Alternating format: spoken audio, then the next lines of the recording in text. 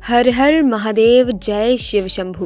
प्यारे दोस्तों, देश के 12 ज्योतिर्लिंगों में केदारनाथ धाम सबसे ज़्यादा ऊंचाई पर बसा है। ये धाम मंदाकिनी नदी के किनारे 3581 मीटर की ऊंचाई पर स्थित है। ये उत्तराखंड का सबसे विशाल शिव मंदिर है, जो पत्थरों के शिलाखंड को जोड़कर बनाया गया है। केदारनाथ धाम के बारे में हम ये तो जानते हैं कि भाई दूज के दिन इस मंदिर की कपाट पूरे 6 महीने के लिए बंद कर दिए जाते हैं। मंदिर के बंद होने के पहले यहाँ पर एक दीपक जलाया जाता है और उसके बाद पूरे विधि विधान के साथ इस मंदिर में ताले लगा दिए जाते हैं। पूरे 6 महीने तक यहाँ इतनी बर्फ पड़ती है कि यहाँ कोई परिंदा भी पर नहीं मारता। लेकिन दोस्तों, आपको ये जानकर आश्चर्य होगा कि इन 6 महीनों में मंदिर बंद होने के बावजूद भी मंदिर के अंदर से घंटी, घड़ियाल और डमरू की आवाज़ आती है। यहाँ जो दीपक जलाया जाता है वो भी 6 महीने तक निरंतर जलता रहता है। आखिर जब इस मंदिर का ताला बंद रहता है तो अंदर से घंटी, घड़ियाल और डमरू की आवाज़ कैसे आती है? आखिर ये दीपक 6 महीने तक कैसे जलता रहता है? आखिर क्या कहते हैं यहाँ के स्थानीय लोग और पुराणों में इसके बारे में क्या कहा गया है? अगर आप केदारनाथ धाम में आस्था रखते हैं तो इस वीडियो को पूरा ध्यान से और एंड तक ज़रूर देखिएगा। तो चलिए इस वीडियो की शुरुआत कर लेते हैं। कहते हैं कि महाभारत काल में केदारनाथ का निर्माण हुआ था और इसे पांडवों के द्वारा बनाया गया था। उसके बाद समय समय पर यहाँ पर कई प्राकृतिक आपदाएं आईं, लेकिन मंदिर हमेशा सुरक्षित रहा। यहाँ तक कि एक समय में तो मंदिर 400 सालों तक बर्फ में दबा रहा, लेकिन उसे कुछ नहीं हुआ। 2013 में आई भीषण आपदा में केदारनाथ के पीछे चमत्कारी रूप से भीमशिला आ गई, जिससे मंदिर की सुरक्षा हुई। जब आप केदारनाथ धाम जाएंगे तो देखेंगे कि मंदिर का निर्माण भूरे रंग के विशाल पत्थरों, चट्टानों व शिलाखंडों से किया गया है। इनको जोड़ने के लिए आपस में इंटरलॉकिंग की गई है। अब ये रहस्य की बात ही है कि इतनी ज्यादा ऊंचाई पर इन पत्थरों व शिलाखंडों को कैसे पहुंचाया गया होगा, साथ ही इन्हें कैसे एक के ऊपर एक रखकर मंदिर का निर्माण किया गया होगा। केदारनाथ मंदिर का ऐसा भविष्य निर्माण आज के समय में केवल परिकल्पना ही की जा सकती है। पांडवों के बाद इस मंदिर का पुनः निर्माण आदि गुरु शंकराचार्य द्वारा किया गया था। इसके बाद उन्होंने इस मंदिर के पीछे समाधि ले ली थी, जो आज तक वहां पर है। इसके बाद 10वीं से लेकर 13वीं शताब्दी के बीच कई भारतीय राजाओं द्वारा मंदिर का पुनः निर्माण करवाया गया, जिससे इसका जीर्णोद्धार हुआ था। वाडिया इंस्टीट्यूट ऑफ हिमालयन के द्वारा किए गए शोध में ये बात सामने आई थी कि 13वीं शताब्दी से लेकर 17वीं शताब्दी तक ये क्षेत्र पूरी तरह से बर्फ से ढक गया था। तब लगभग 400 वर्षों तक केदारनाथ मंदिर पूरी तरह से हिम से ढका रहा था। इस कारण भी मंदिर को कोई क्षति नहीं हुई थी। इसके प्रमाण आज भी मंदिर के दीवारों पर देखने को मिल जाते हैं। केदारनाथ मंदिर से लगभग आधा किलोमीटर की दूरी पर प्रसिद्ध भैरव जी का मंदिर स्थित है। इसे इस क्षेत्र का क्षेत्रपाल भी कहा जाता है, जो इस मंदिर की सुरक्षा करते हैं। सर्दियों के महीने में दीपावली के अगले दिन से केदारनाथ मंदिर के कपाट भीषण बर्फबारी के कारण बंद कर दिए जाते हैं और उसके 6 माह के बाद अक्षय तृतीया के दिन खोले जाते हैं।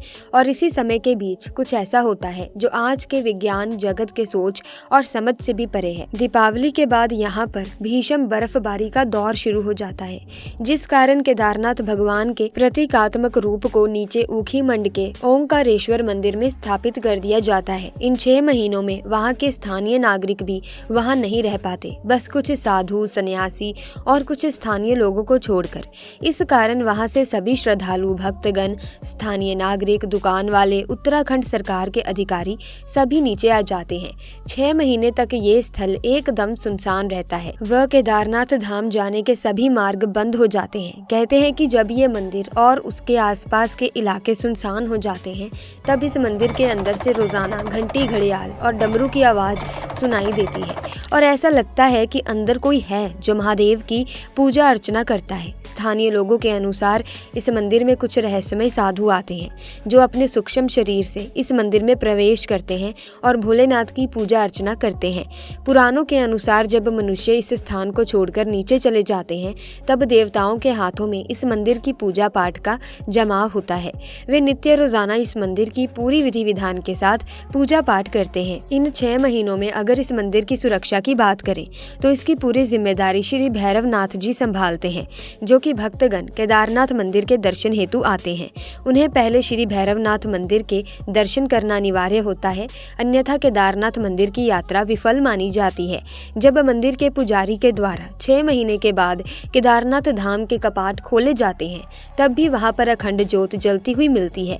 साथ ही ऐसा प्रतीत होता है कि कल ही यहाँ किसी ने पूजा की थी। 6 महीने तक मंदिर बंद रहने के पश्चात भी ऐसा प्रतीत होता है कि मंदिर को अच्छे से साफ किया गया है। माना जाता है कि इस दिव्य ज्योति का दर्शन बहुत ही पुण्य वाले करते हैं, जिस कारण इसके दर्शन के लिए बड़ी संख्या में श्रद्धालु यहाँ पर आते हैं।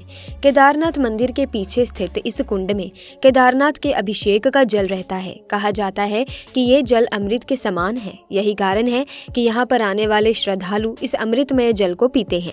मान्यता है कि जल से लोगों की त्वचा संबंधी बीमारियां भी दूर हो जाती हैं। सनातन धर्म में इस अमृत कुंड के जल को गंगा जल जैसा पवित्र बताया गया है। दोस्तों, आपका क्या कहना है केदारनाथ धाम के अंदर होने वाली इस रहस्यमय पूजा पाठ के बारे में? क्या इन 6 महीनों में देवताओं द्वारा इस मंदिर में पूजा पाठ की जाती है, या फिर यहाँ रहने वाले सूक्ष्म शिरधारी साधु सन्यासी इस मंत्र के अंदर पूजा पाठ करते हैं? आपका क्या कहना है इसके बारे में? अपने विचार कमेंट सेक्शन में हमारे साथ जरूर साझा कीजिएगा। साथ ही दोस्तों, आपको बता दें कि किंवदंतियों में बताया गया है कि जब महाभारत युद्ध के बाद पांडवों पर अपने भाइयों और सगे संबंधियों की हत्या का दोष लग गया था, तब भगवान श्री कृष्ण ने उन्हें भगवान शिव से क्षमा मांगने का सुझाव दिया था। लेकिन शिव जी पांडवों को क्षमा नहीं करना चाहते थे, इसीलिए उन्होंने पांचों की नजर में ना आने के लिए बैल यानी नंदी का रूप धारण कर लिया था और पहाड़ों में मौजूद मवेशियों में छिप गए थे। लेकिन गदाधारी भीम ने उन्हें देखते ही पहचान लिया और शिव जी का ये भेद सबके सामने आ गया। लेकिन जब भोलेनाथ ने वहां से भी किसी अन्य स्थान पर जाने की कोशिश की, तब भीम ने उन्हें रोक लिया और शिव जी को उन्हें क्षमा करना पड़ा। बता दें कि जिस स्थान पर पांडव शंकर जी से मिले थे, उस स्थान को गुप्त काशी के रूप से जाना जाता है। लेकिन कुछ ही समय बाद गुप्त काशी में भी भोलेनाथ अदृश्य हो गए और 5 सिद्ध रूपों में प्रकट हुए। वो 5 रूप हैं। केदारनाथ में उनके कुल्हे हैं, रुद्रनाथ में उनका मुख मौजूद है, तुंगनाथ में हाथ और मध्य महेश्वर में उनका पेट मौजूद है। महादेव की जटाएं कल्पेश्वर में मौजूद हैं। इन 5 सिद्ध स्थानों को पंच केदार के नाम से भी जाना जाता है। तो प्यारे दोस्तों, आज की वीडियो में बस इतना ही। अगर आप भी महादेव के भक्त हैं तो पूरी श्रद्धा के साथ सच्चे मन के साथ कमेंट बॉक्स में जरूर लिखें, हर हर महादेव। प्यारे दोस्तों, महादेव की कृपा आपके ऊपर, आपके परिवार के ऊपर सदैव बनी रहेगी। प्यारे दोस्तों, भोले बाबा बहुत ही भोले हैं। वो आपकी श्रद्धा भावना से की गई पूजा से बहुत ही जल्द प्रसन्न हो जाते हैं। इसीलिए भगवान शिव की पूजा आराधना बहुत ही श्रद्धा भाव से करें, आपको मनोवांछित फलों की प्राप्ति होगी। ऐसे में आप कमेंट्स में हमें ये भी जरूर बताएं, क्या आप कभी केदारनाथ गए हैं, या फिर क्या आप भी केदारनाथ जाने के इच्छुक हैं या नहीं, कमेंट्स में बताना। इसी के साथ वीडियो को लाइक करें, शेयर करें और इसी तरह की वीडियोस की अपडेट पाने के लिए हमारे चैनल को सब्सक्राइब करके बेल आइकन को प्रेस करना ना भूलें, ताकि नए वीडियोस की अपडेट आपको मिलती रहे। आपका बहुत बहुत धन्यवाद। हर हर महादेव।